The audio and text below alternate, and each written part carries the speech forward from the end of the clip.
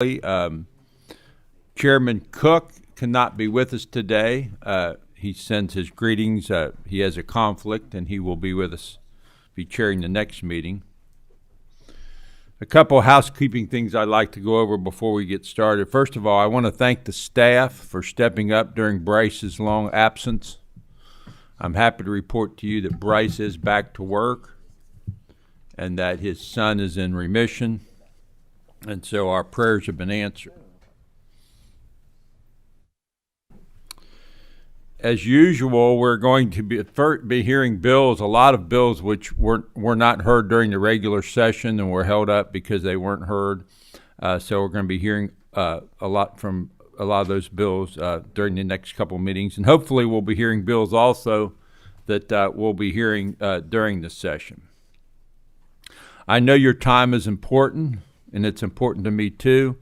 I make a commitment that our meetings will not last over an hour and a half. Today our meeting will not last an hour. I would also like to ask that during testimony that members do not use acronyms.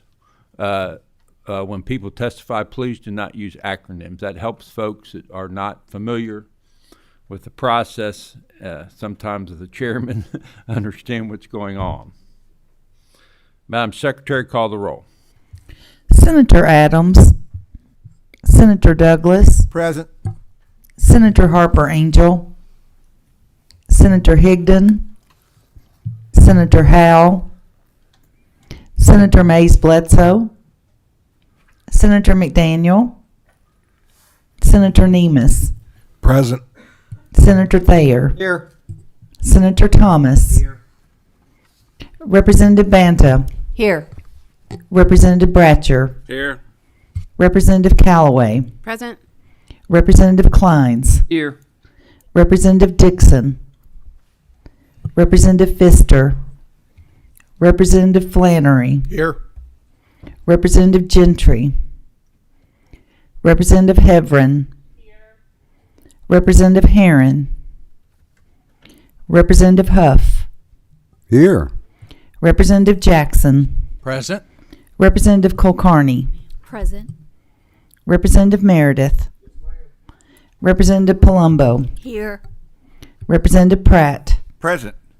Representative Smith, Representative Timoney, Co-Chair Cook, Chairman Schickel. Present. We are duly constituted to do business. Let the record reflect we do have a quorum. There are no minutes to approve. The first item on the agenda will be passed over for anybody that's here for that item. The bill sponsor tells me that she is still working diligently with stakeholders and plans on having a hearing in September. The next item that we will hear this morning is item number 4 on the agenda, music therapy licensure, Senator Gerald Neal.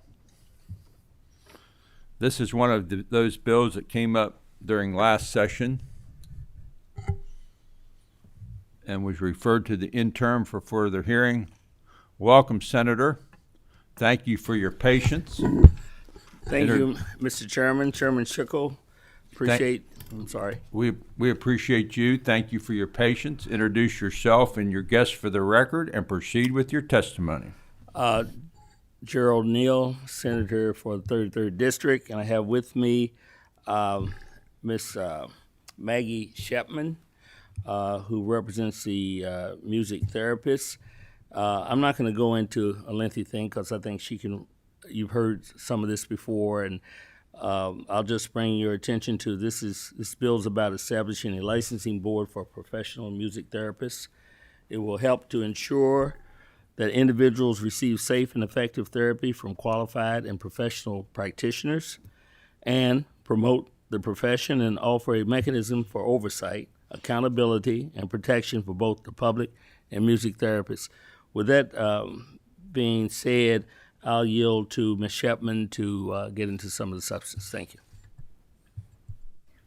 Welcome. Introduce yourself for the record and please proceed. My name is Maggie Shepman. I'm a music therapist board certified. and I am a co-chair of the Kentucky Music Therapy Task Force, as well as a music therapist currently working at Bluegrass Navigators, providing music therapy services for hospice and palliative care patients and their bereaved loved ones. Thank you to the committee for letting me share with you today. I'm here to share more about why it is important to increase music therapy access in Kentucky by creating a music therapy license. Music therapy is a profession that uses music to improve the quality of life for people of all ages and abilities. It is an evidence-based practice that has been shown to be effective for a variety of populations, such as premature infants, cancer patients, veterans, and people with dementia.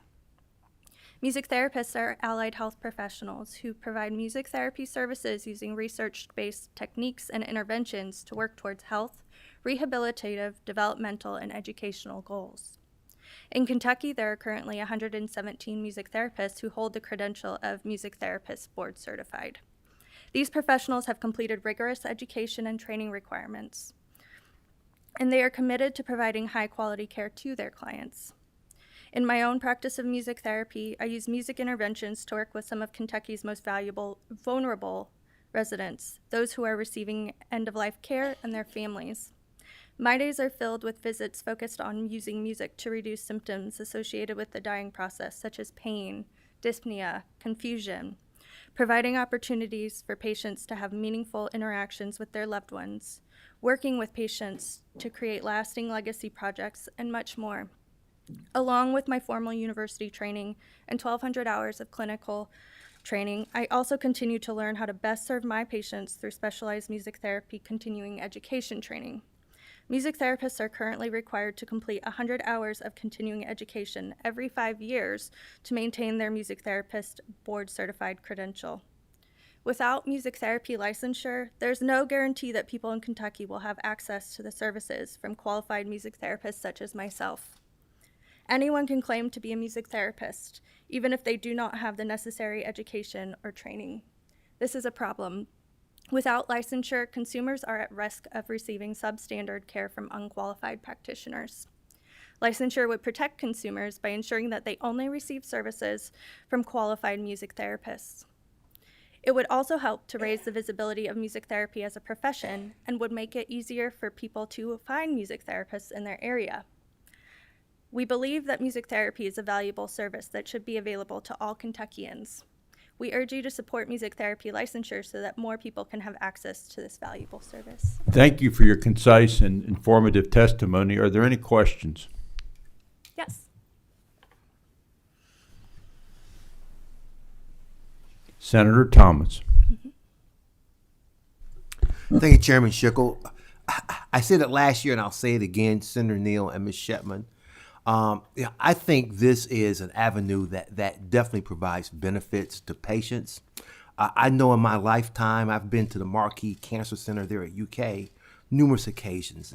And while I'll be the first to admit those have not been the highlights of my life, I do know that the patients that I visited have appreciated and often commented about the music that's sometimes piped into there and how much they enjoy it, how relaxing they find it. So this is certainly an avenue that I think does bring benefits to the patients and the staff alike. And so I support this legislation last year.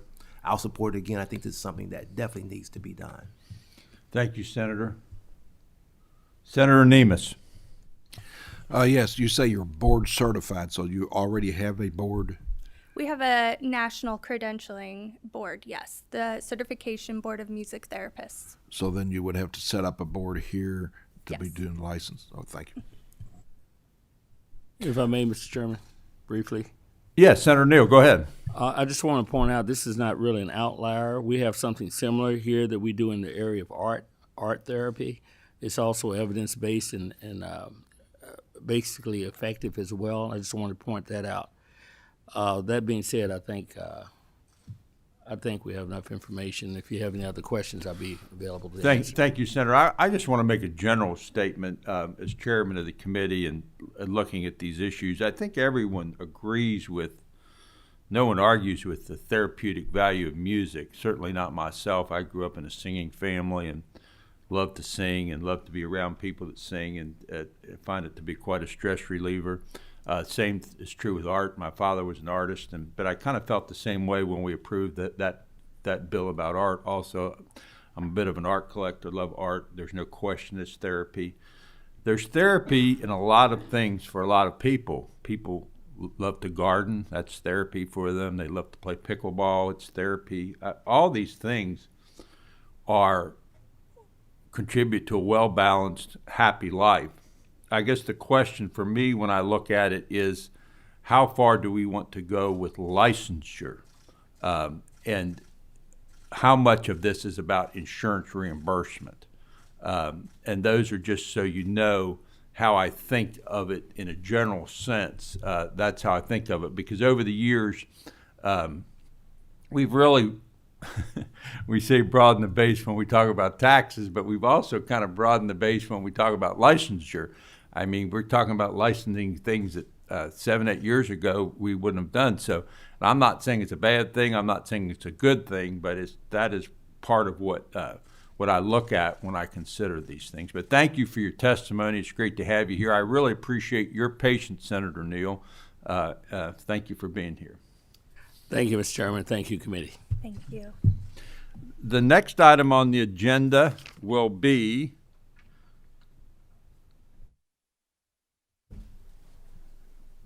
anonymous lottery winners, Representative Kim Banta.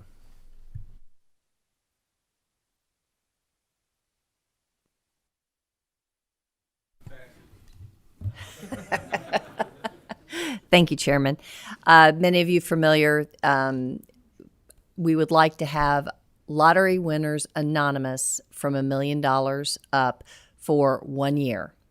There were 15 $1 million lottery winners in Kentucky. I believe they told me last year, and that's it.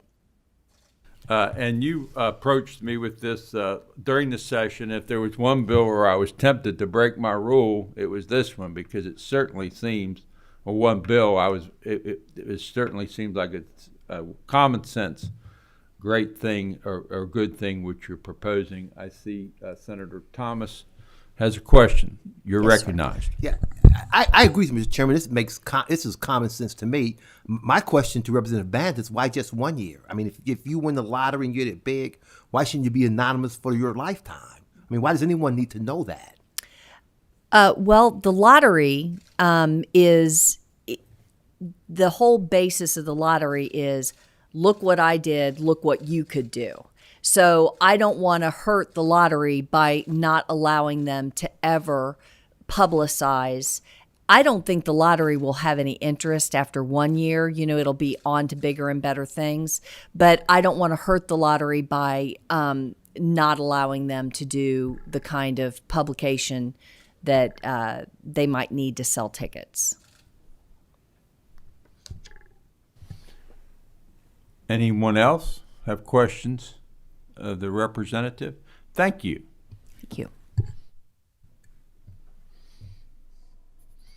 The next item we will take is universal licensing. State Representative Stephen Doan represents part of Boone County. It's good to have you here. And I also appreciate your patience with the committee. I understand we have some remote testimony as well as in-person testimony.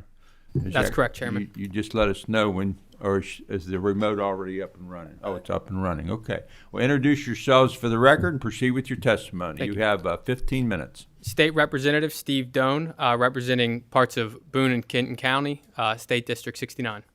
And I have a long, you introduce yourself. Angela Erickson. Angela Erickson. I'm the Strategic Research Director at the Pacific Legal Foundation, which is a national public interest law firm that sues the government to protect Americans' constitutional rights. I'm also an economic expert on occupational licensing. And then Shoshone, you want to introduce yourself? Sure, thank you. I'm Shoshana Weissman, the head of digital media and a policy fellow on regulatory policy at the R Street Institute. Okay, and thank you all. Looks like a distinguished panel, and I've just been informed we do have someone that wants to speak in opposition. So we're going to give you a 15-minute block of time, but that's going to include questions, so give us some time for questions. Certainly. I want to start out by thanking Senator Schickel for allowing me to come and testify here today. And I also want to give a special thank you to Representative Callaway and Representative Timoney, who sponsored this legislation when I filed it last go-round.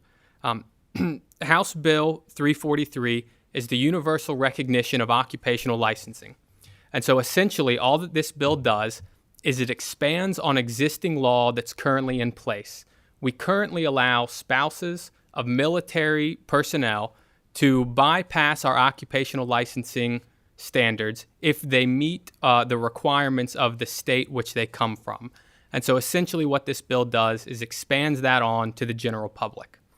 The legislation that should be in your packet before you, I'll just hit some of the highlights on it, and then I'll pass it over to the ladies that are much more versed in this than I am. Section 2 creates a shall issue. So it takes the hand out of the boards to prevent anybody from getting in that they just may not want to get a license. In order to get a license here in our state, you have to have a valid occupational license from another state. You have to have at least had that license for 1 year, and you must be in good standing.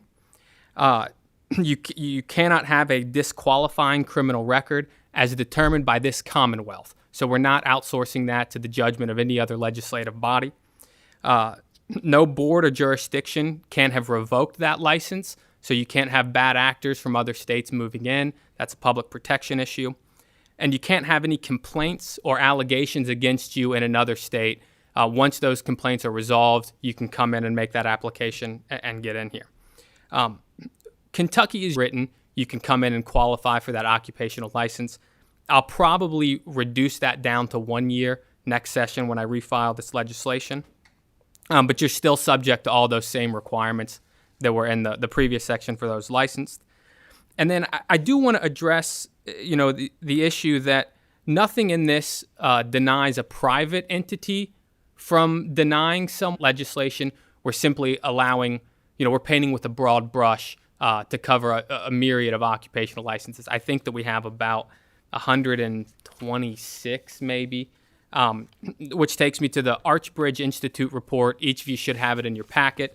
And to move quickly through it, I will highlight on, this is an excellent report of all national occupational licenses. It shows everyone's national rank on the map of the United States. And you can see that Kentucky has the highest barrier among all of the states around us, including Ohio, who's 21, Indiana, 48, Illinois being 45, Missouri, 50. So all of our neighbors have low standards that allows our people to leave and their people not to come in. And then I'll point out to you very quickly, and then I'll be done. On page 32 is Kentucky's standard. We are the second most burdensome in our region, Alabama being the most. These occupational licenses from elsewhere because your qualifications don't change when you cross a state border. You're still as competent as you are in another state when you come into our state. I also want to emphasize this point. In 2018 and 2019, this assembly actually already allows for universal recognition of occupational licenses. It does so for veterans, military personnel, and spouses, which is an enormously wonderful thing to do. It makes it easier for military to move here, for their spouses to be able to continue to work and help provide for the family, and for veterans, after they leave the military, to come and stay here. And that's amazing. That is 10% of our labor force. It's not that big of a leap to then allow it to be the rest of the labor force. And we have not seen any negative benefits or negative consequences of allowing those individuals to have the universal recognition of occupational licenses. But we will see huge upsides. I estimate that it's 3,800 additional workers if we allow for universal recognition of occupational licenses. These are people, some of who are already in the state and either underemployed or maybe they're working in the shadow economy. These are people who would move into the state because it's easier for them to come here. So where does this number come from? There are 20 states that already allow for universal recognition of occupational licenses. 20 states. The Archbridge Institute did a study in which they looked at what the results of those changes were. It would be the equivalent in Kentucky of 3,800 workers. We have a labor shortage. This is a huge benefit to the state of the Commonwealth of Kentucky. So I just would like to urge you to support this bill and universal recognition of occupational licenses, and I want to thank you for your time, and I'm happy to answer any questions. You're welcome, and thank you for your testimony. Let's get the remote and hear all the testimony, then we'll open up to questions. Thank you so much, Chairman Schickel and members of the Interim Joint Committee. Thank you so much for considering my testimony and also for allowing me to testify virtually. I'm Shoshana Weissman. I work on regulatory policy at the R Street Institute, which is a think tank that focuses on free market solutions to niche problems. And licensing reform is broad, but it's also kind of niche as well. HB 343 was particularly of interest because this would move Kentucky to join about 20 other states with universal licensing recognition. As members of this committee, you know better than most that about 1 in every 4 workers need some kind of government-approved certification in order to work in their profession. And unfortunately, most licenses aren't designed with mobility in mind. If this legislation is enacted, it would join 20 states that currently allow people to acquire licenses based on licensure and actual work in other states. Those that have enacted this reform have seen substantial benefits. It will encourage people to move to Kentucky and enable current residents to get back to the specialized work they know best. One study found that, quote, the migration rate into states with universal recognition increased by about 0.77 percentage points or 48.4%, which is huge, among individuals with low portability licenses after the policy change. It also found a huge benefit for trailing spouses, for people who have already moved to Kentucky, but when their spouse had a license in that state and were unable to be licensed here. Improving licensing recognition for the spouses of our service members is particularly important as military families often spend only a short time in one place, and 34% of military spouses work in professions that require licenses. While I know Kentucky has already made reforms here, this reform would expand the ability of military spouses to work by applying for basically where they already have work experience but just no license in the other state. So while HB 343 applies to civilians as well and does not require residency, it maintains the necessary safety protections.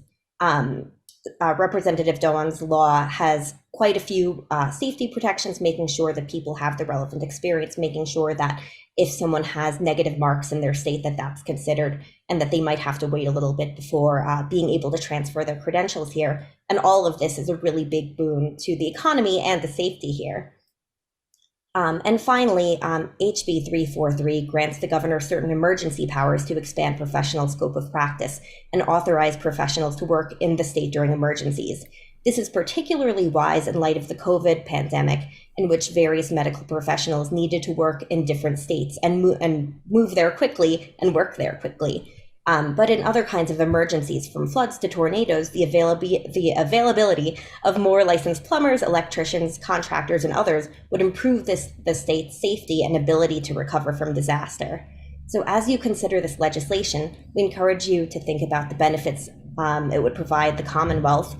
Not only would the bill encourage people to move to Kentucky, it would also enable current residents to get back to the work they know best, expand service for consumers, and ease emergency recovery. Thank you so much for considering You're my welcome. testimony. Thank you for your testimony. We normally do not allow remote testimony, but this is significant legislation, and I thought it was appropriate to do it in this case. Senator Douglas. Thank you very much, Mr. Chair. May I ask 2 questions, Mr. Chair? You may. Thank ask you. the first one and then the second one. Thank you. You briefly touched on it, but how does this really work in the healthcare space? It's my understanding that during the COVID emergency, we did expand those the availability of out-of-state people to come in, and I believe those laws are still in place. So we wouldn't be taking anything back that's already there in existence. Essentially, we wouldn't even be touching the healthcare industry, as I understand the current scope of the law. May I ask a second question? You may. Mr. Chair. Okay. Often there are incidents that do occur and they sort of get shoved to the side in other states. And unfortunately, sometimes there is a pattern that is established. Are employers in the Commonwealth going to be able to get all the information from other states on the patterns that have occurred in other states for people who are wanting to be employed in our state? The way that I would envision this is that anyone that's applying would have to go through that application process. They would have to certify and submit a certificate of good standing with their existing state. For example, I'm an attorney. This doesn't cover attorneys, but I'm also licensed in Massachusetts. And when I got licensed in Massachusetts, I had to submit certificates of good standing and certify that I was in good standing. We have that same protection here. So if you're coming in from out of state, you've got to certify that you've done nothing wrong, that everything's clear. And in fact, we can block those bad actors from coming in. As far as on the employer side, that's up to them to determine whether or not that individual they're hiring has the adequate and appropriate licensing and qualifications to meet that standard, if that makes sense. If I may, Mr. Chair, I just want to clarify. That's number 3.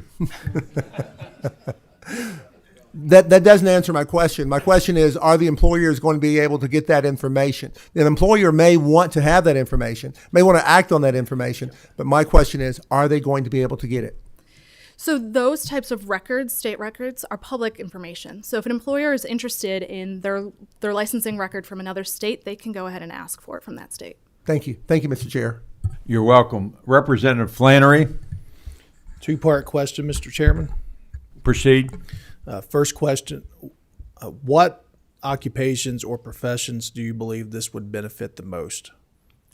Particularly, and where I come from, and the reason that I'm running this legislation, hairdressers. So in northern Kentucky, we have a number of hairdressers that just simply cannot get licensed here in Kentucky. Now, we did pass a compact last session, which should hopefully ease that burden.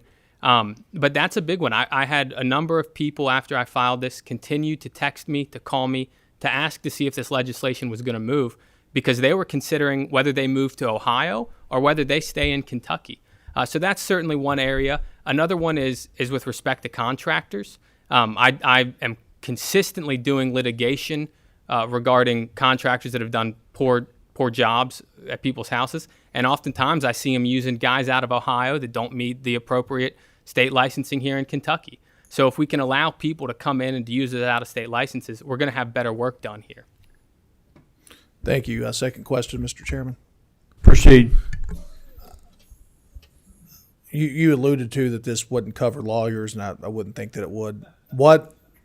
I'm trying to figure out what occupations or professions would this not cover?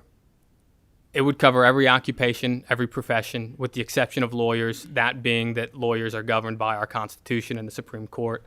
It would be universal. The Archbridge Institute indicates that there's, 126, I think, occupational licenses that we have here in our state, and so it'd be all of them. So medical licensure, everything would be covered by this? Yep. Okay. Thank you. Senator Nemes. I like the premise of this bill. We worked hard on reciprocal licenses, but this is a one-way licensure. And you said something about, do they have to take the test for license or just come in with the test from their state? For instance, did you have to take the bar in Massachusetts? I didn't have to take the bar in Massachusetts. I was able to submit my scores and my certificates in order to get licensed, and we would envision it that same way here. You've met those jurisdictional requirements of another state, and as long as those are good, they can come right in here into Kentucky. Who determines they're good? Because there's a lot of times that their qualifications are not as good as our licensures. Sure. We are leaving that to some extent up to the other states, but I think that generally, in most occupations, that's been sorted on kind of a national level for the most part. It's the same as a compact, right? We're hoping that we meet the same minimum standards, but oftentimes things are different. One more question, please, Mr. Chairman. First, would you think about maybe our boards or licensures of our licenses accepting, in other words, instead of us saying that they have to accept the licenses of other states, that those boards or those entities would be able to check them out and agree to them or not, and then blanket where they wouldn't have to go individually? I think that's a compact, and the others could jump in if they want. That's just a different way of occupational licensing and accepting people. I think if we did it individual and piecemeal by every license, we're also going to get into a situation where we have more licenses here in Kentucky that other states just simply don't have. I think you misunderstood what I Okay. said. Right now, we're doing individuals, and we're making them go through our licensures. I'm not asking for us to say they have to go through individuals. I'm saying that our boards would be able to approve that state's qualifications so that any and all coming from that state would be automatically licensed as you want, and not just say that they can come without us checking their qualifications of that state. I think that's another solution to the issue, but that's not what this bill does. Yep. Okay, we have 3 more people want to answer questions. That will be the last 3 that we'll hear from, that we'll ask of this group, and then we're going to bring the other side up. Representative Meredith. Thank you, Mr. Chairman. And mine is not as much of a question as it probably is a comment, because the concerns that come up to me when this issue gets brought up, and Senator Nemus mentioned the issue of reciprocity. So if you have a state that, say, borders us, that won't allow Kentucky occupations to come and operate in their state under this type of agreement, but then Kentucky is allowing people from that state to come in and operate in our state, that's unfair competition on behalf of our home state occupations. And I think that's a real problem with this bill, because it doesn't require reciprocity with those other states and uniform guidance within those situations. The other issue is that by licensing occupations in our state, we create a level of state sovereignty to oversee those occupations. And we'd be giving up our state sovereignty in that situation. And so I have real concerns about both reciprocity and sovereignty. Sure. Just if I could quickly respond to that. You may. You know, many states around us have already enacted this legislation. Ohio enacted it. Virginia enacted it last legislative session. By not enacting it, we're actually putting ourselves at a competitive disadvantage. Go back to that Archbridge Institute map that shows we are the most restrictive out of anybody around us. Once again, we're becoming the donut hole here in Kentucky. Missouri, who borders us, has the lowest barrier. Indiana's in the 40s. It's important that we enact this because we are going to lose without it. Thank you. Representative Herrera. Heverin, I'm sorry. Chairman, with all due respect, that might be the biggest mess up I've ever heard pronouncing my name. If that's the biggest one, I'm in pretty good shape.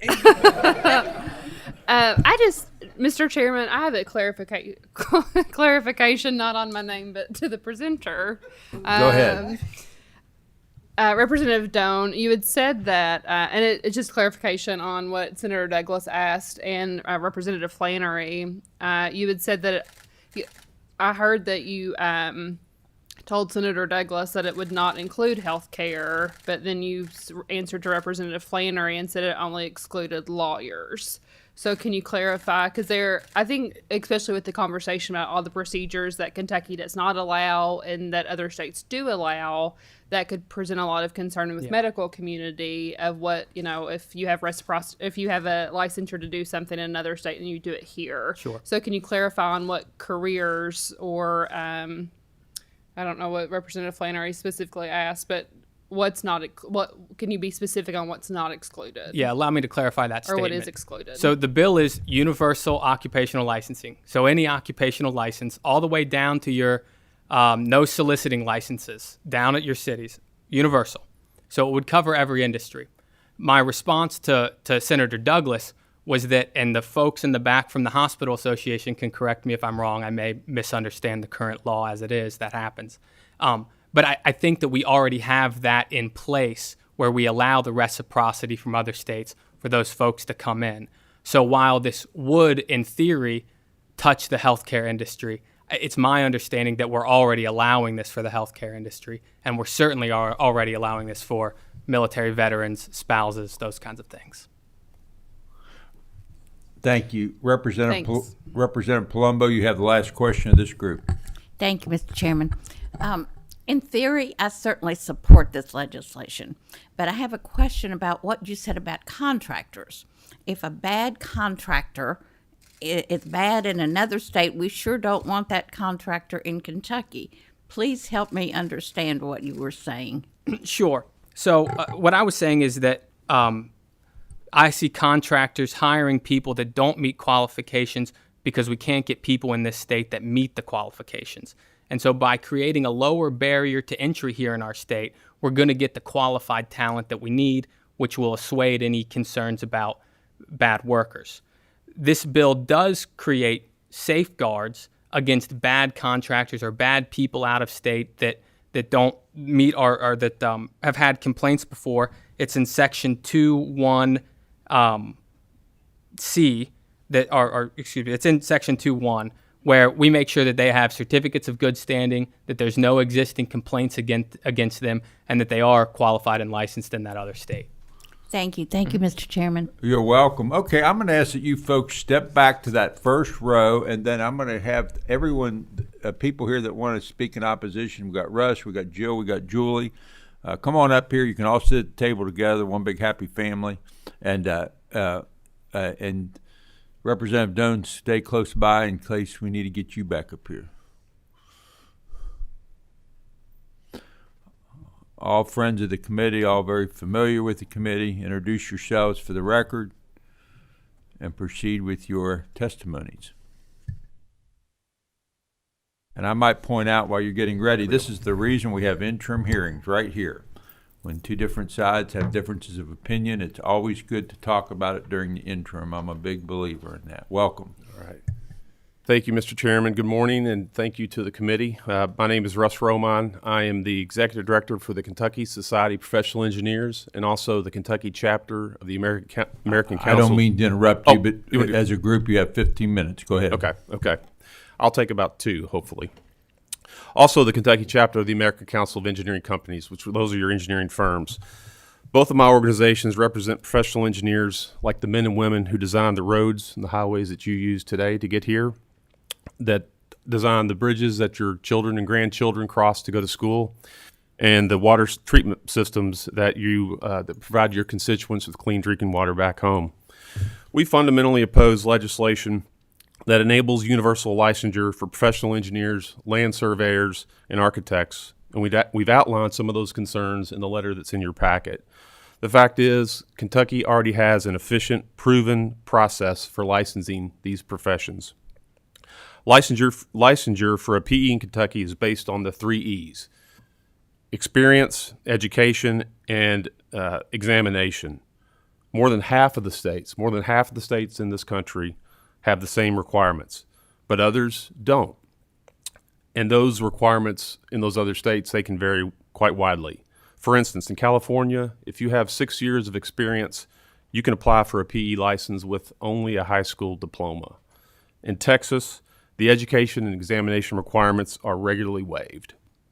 If universal licensure for engineers becomes law in Kentucky, the Kentucky General Assembly will be surrendering its right to determine what standards dictate who designs Kentucky's public infrastructure.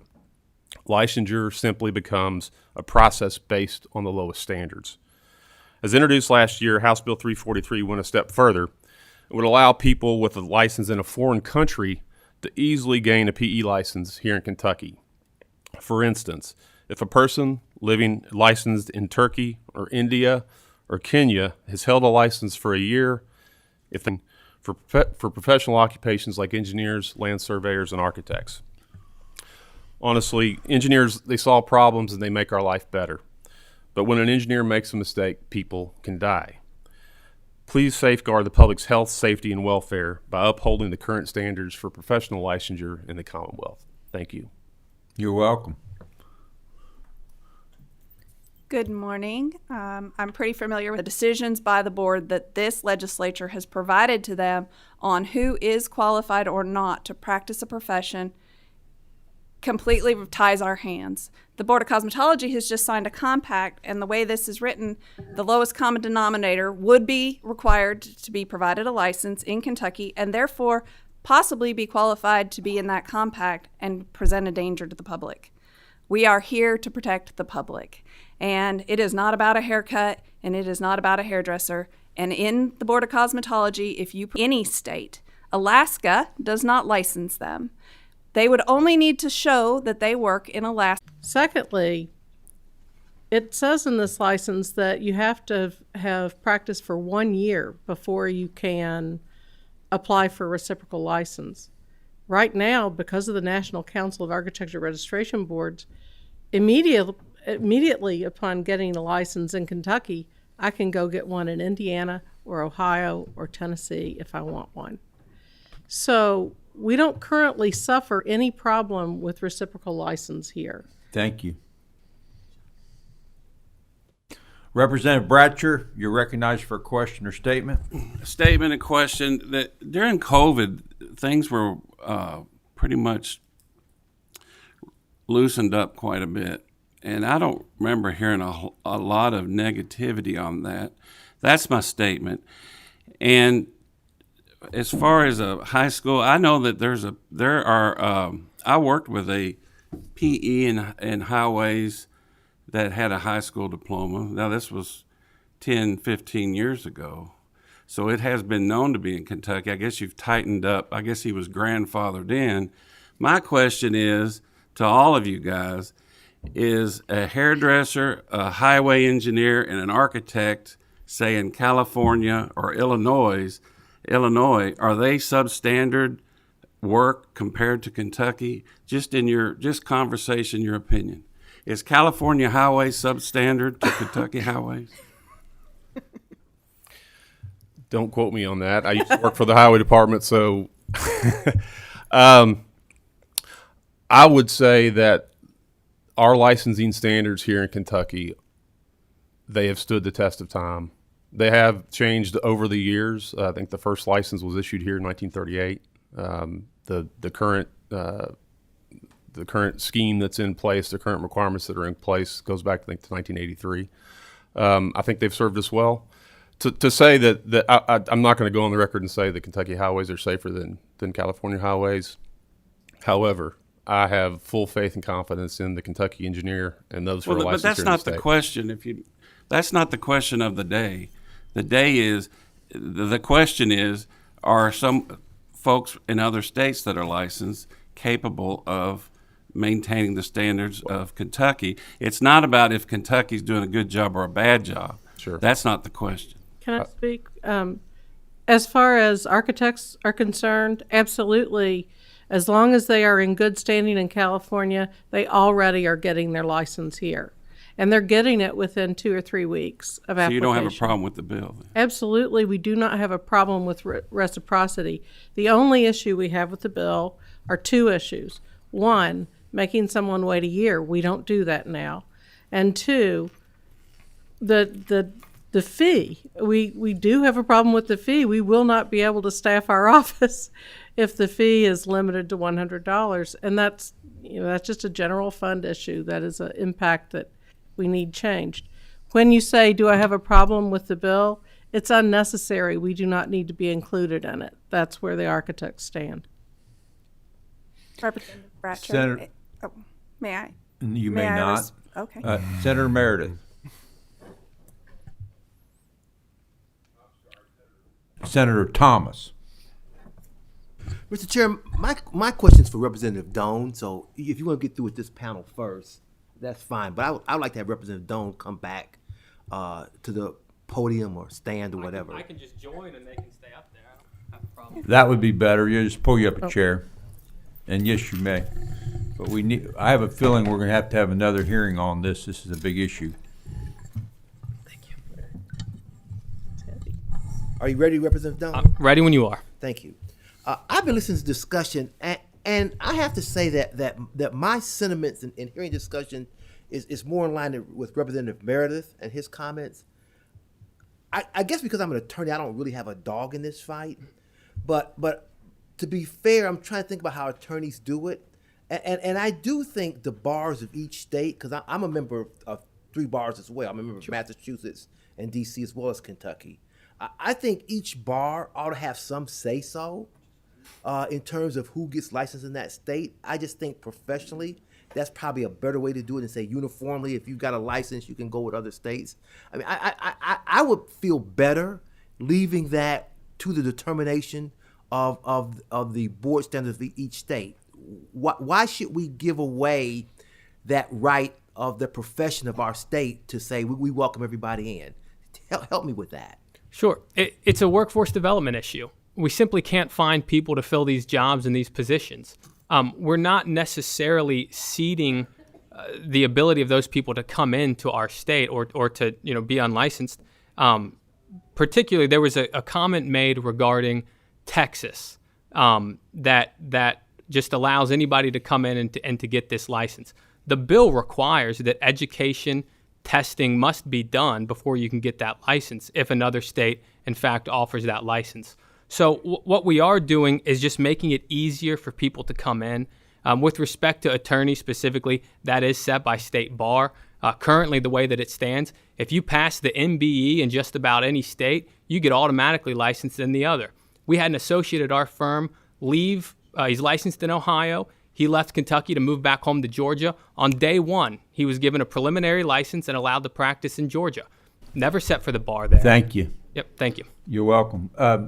The reason I said mentioned Representative Meredith's name earlier mistakenly is that I like Senator Thomas had what he said on my mind. To me, the issue around this is what several people on this panel have talked about, and that's the issue of state sovereignty. And every time we approve a compact, I get nervous. I really do. We've approved a lot of them, and I get nervous every time we do it. And so I think that is the kind of the discussion around this bill, and it's a big bill, and it has a lot of facets to it. And it sounds to me like it affects different professions differently. Would I be correct on saying that too? So I have a feeling that this is not the first time we're going to be talking about this during the interim. I want to thank you, Representative Doan, for bringing this to us early. You actually talked to me about this last year, and I committed to you to do it this year. And I'm committing to you right now that we'll have another hearing on this because I think it is an important issue that needs to be talked about from a workforce issue and also standpoint, but also from a state sovereignty issue. Who makes the rules? In the end of the day, whether you agree with them or disagree, who has the authority to make the rules is a big deal. And so I think we have to be very careful. Thank you all for being here. We're going to move on the agenda right now. Thank you. Thank you.